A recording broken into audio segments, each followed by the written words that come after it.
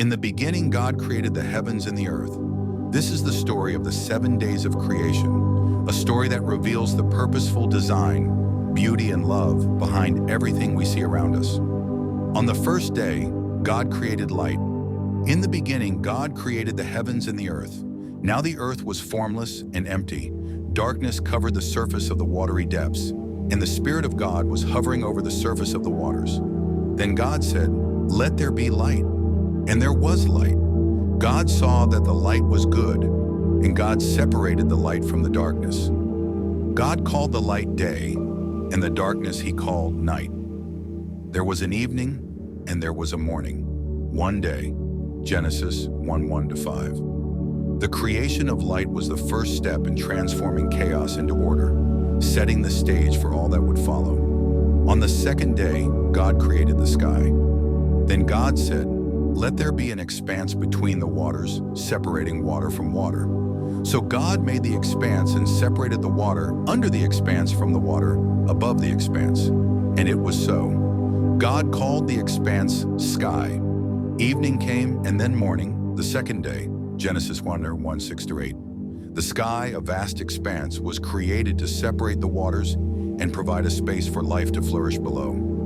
On the third day, God created dry land and vegetation. Then God said, "Let the water under the sky be gathered into one place, and let the dry land appear." And it was so. God called the dry land earth, and the gathering of the water he called seas. And God saw that it was good. Then God said, "Let the earth produce vegetation, seed-bearing plants and fruit trees on the earth, bearing fruit with seed in it, according to their kinds." And it was so. The earth produced vegetation, seed-bearing plants according to their kinds, and trees bearing fruit with seed in it, according to their kinds. And God saw that it was good. Evening came, and then morning, the third day. Genesis 1:9-13. With the creation of land and vegetation, God provided the foundation for all living things to have a place to grow and thrive. On the fourth day, God created the sun, moon, and stars. Then God said, "Let there be lights in the expanse of the sky to separate the day from the night. They will serve as signs for seasons and for days and years. They will be lights in the expanse of the sky to provide light on the earth." And it was so. God made the two great lights, the greater light to rule over the day, and the lesser light to rule over the night, as well as the stars. God placed them in the expanse of the sky to provide light on the earth, to rule the day and the night, and to separate light from darkness. And God saw that it was good. Evening came, and then morning, the fourth day. Genesis 1:14-19. The sun, moon, and stars were placed in the sky to mark the passage of time and to light up our world, guiding us through days, nights, and seasons. On the fifth day, God filled the waters and sky with life. Then God said, "Let the water swarm with living creatures, and let birds fly above the earth across the expanse of the sky." So God created the large sea creatures and every living creature that moves and swarms in the water, according to their kinds. He also created every winged creature according to its kind. And God saw that it was good. God blessed them. "Be fruitful, multiply, and fill the waters of the seas, and let the birds multiply on the earth." Evening came, and then morning, the fifth day. Genesis 1:20-23. The creation of sea creatures and birds added dynamic life to the earth, showing God's creativity and love for diversity. On the sixth day, God created land animals and humans. Then God said, "Let the earth produce living creatures according to their kinds, livestock, creatures that crawl, and the wildlife of the earth according to their kinds." And it was so.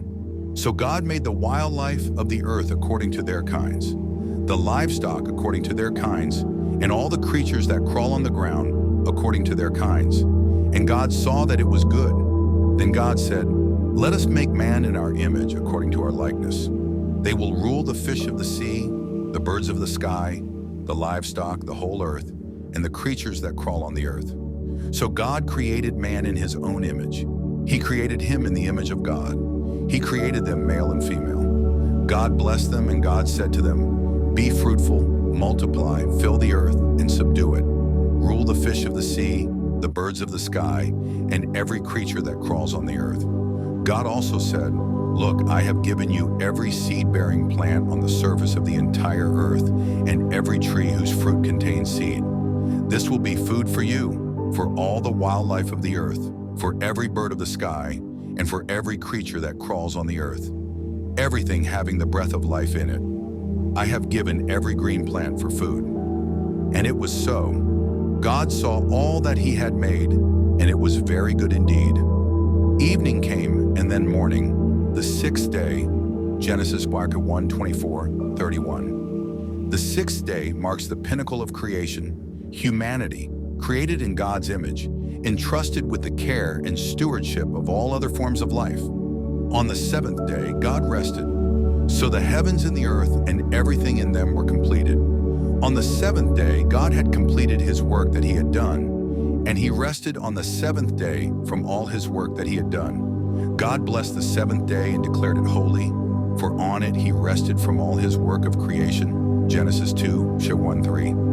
The seventh day is a day of rest and reflection, a reminder of the completeness and perfection of God's creation.